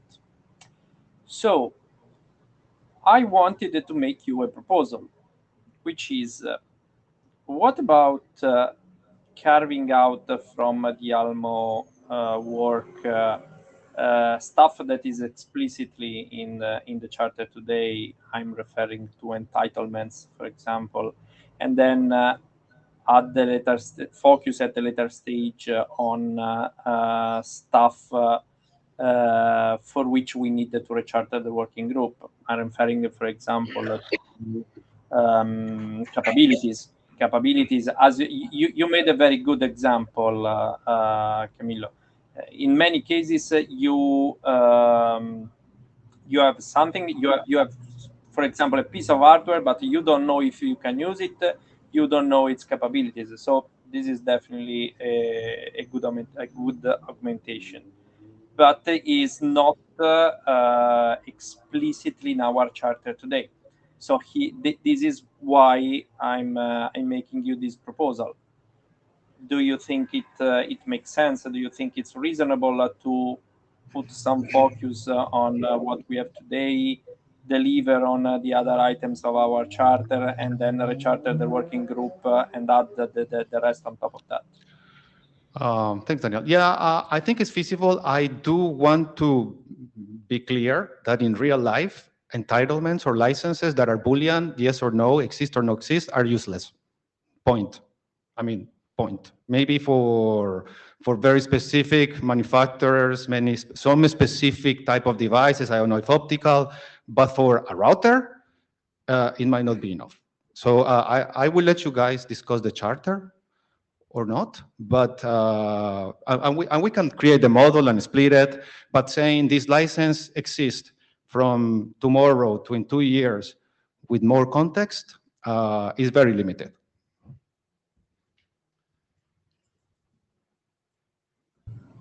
Let's hear other feedbacks. Diego. May I? Yeah. Let me say one thing. I don't believe that the capability model doesn't fit in the current charter. What might not belong to the current charter is the life cycle management. I mean, how you activate, deactivate, compose capabilities, etc.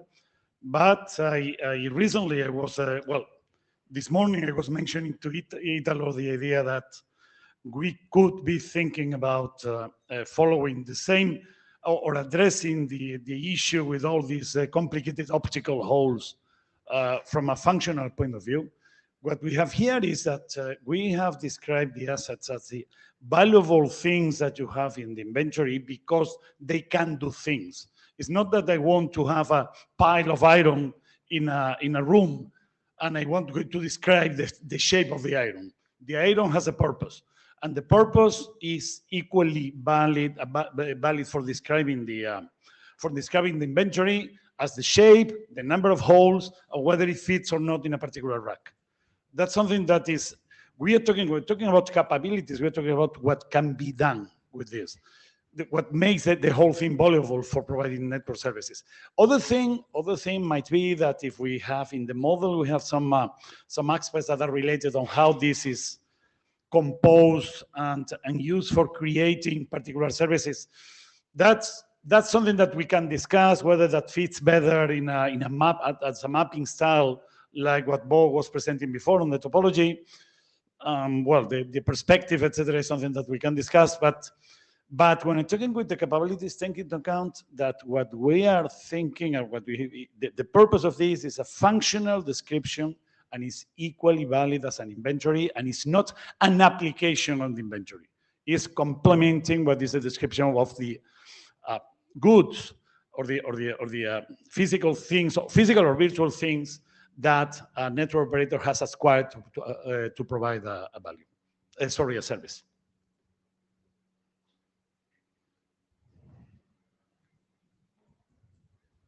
Okay. Italo Busi, okay, good. Thank you for using our base inventory model. One question maybe we need to address quickly is whether there are any attributes that are missing in the model that you need, because I would like to make sure that if you release the RSC, we try to release it as quickly as possible. There is no gap on what you need in the RSC, so you don't need to wait for another cycle. So that's an important check that we need to do to make sure that you can build on top of that without major attributes that are missing. So far, we think we are good. So Okay, far, we haven't really actually done it, but Okay. we think we're good. Okay, Yes. very good. Thank you for the Mhm. feedback. No, thank you.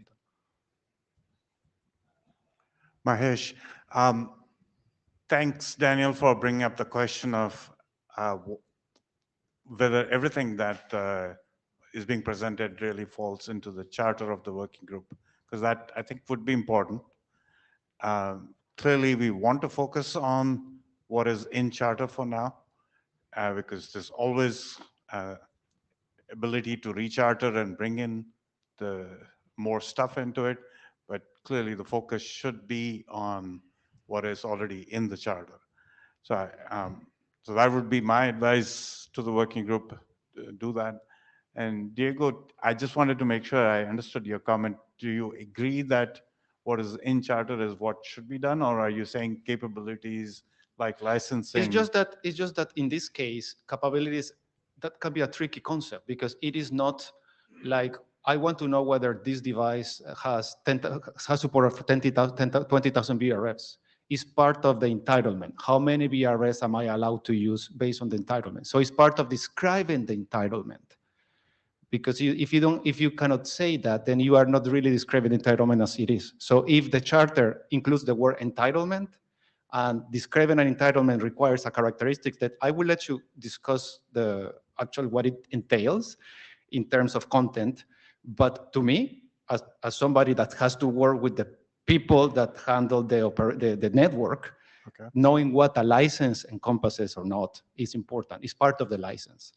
So in that sense, I see the capabilities or the features that we use here are included in the charter. But now, I am not to say whether this is philosophically reason or not. I will let you guys discuss, but just give us a yes or no at some point, somebody, and that's the only thing we want. This is Diego by order of our AD. Simply that, no, I mean, I'm not proposing that we go beyond the charter. What I'm contending is that the charter includes or should include, or includes in my view, I mean, then we can go, doesn't include only the physical description of the system. That we're talking about the functional, and when we're talking about capabilities, we're talking about functionally describing the system. If somebody in the group believes that with the model we are going beyond this description, and again, I may accept that when talking about how they are composed, etc., we are talking about going beyond. Well, we can scrap this, but this is not, I mean, I would say that we are scrapping some content, not carving out pieces of it. It's more about how much we are. That's a slippery slope. Yeah, I know. So I don't know if it's a matter of interpretation. I'm not an English native speaker, nor a lawyer. So I mean, here different people could interpret the charter in different ways. If I look at it, in item B of our charter, we have keep track of which physical virtual devices are deployed in the network, including software and hardware versions, as well as licenses and entitlements. Now the thing is, does entitlements include capabilities? Who is going to give the interpretation? Because someone could say yes, and someone could say no. I agree, Daniel. I agree. As somebody that at the final wants to use the model, I need I don't know if you call it capabilities. I need the limits that the entitlements place on a device. I need the limits. I don't know how we call them. To be able to describe what a license is, I need to know what it covers. And it doesn't cover time only. It covers also, unfortunately, I mean, I wish everything was Boolean. That would be amazing, much simpler. I don't know. I do not know. And the point is that this includes a lot of the complexity of the model is actually doing this. Also, it's a pity, but it's the case. Yeah, I took the cue just to say, let me insist, we need that to describe functionality. And we, the entitlements and the licenses are associated with functionality. If the name capability offends, you know, some minds of way of thinking, we can think about other wording, but we're talking about the thing working, and that the fact is that to make the thing work, we need this. We model how the thing works, and we have to. And with this, we are modeling what you can do with entitlements and licenses. That's basically the idea. I have a question here, but this might be simpler. Support contracts. Cisco SmartNet, Junos Care, I don't know, so Nokia Care might be a matter. So support contracts are the ones that allow you to know whether a device can have, I don't know, firmware updates on the next N years, maybe one. And in some cases, you might have spares via the vendor. That's important part of the asset lifecycle management. The group that handles inventory in a company usually needs to know that. Now, it's part of the charter. I don't even have an opinion here. I mean, I know it's important for lifecycle and management. I don't know if part of the charter. What do you say there? I mean, I'm just trying to. This is a simpler question to me. Yeah. I mean, it's a very good input for discussion that we need to have with Mahesh and. Just to add, Daniele, it's Marisol here. There is a definition that we include in the draft, right, for entitlement, and it's specifically saying that commonly implemented as license, implemented as license, it represents the rights obtained by the user that allow them to access and utilize certain capabilities of the assets, including a feature or set of features.